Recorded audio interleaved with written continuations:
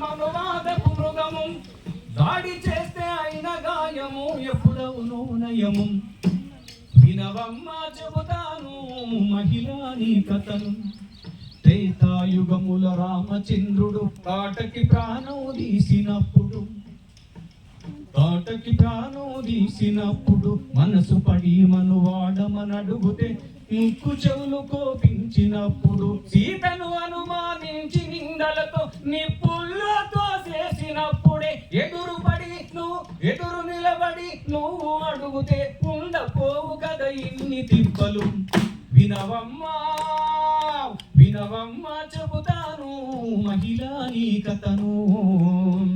అనాదిగా ఆడజాతిని అణిచిరి విధం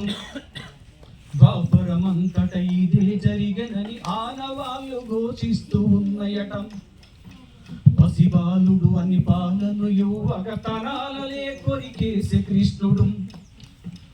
పంచ పాండవులు ద్రౌపది తనువును అనుభవించి అవమానపరుచుతూ విధి ఆడించే ఆటలో ఆడది పురుషుడాడుకునే బొమ్మను చేసి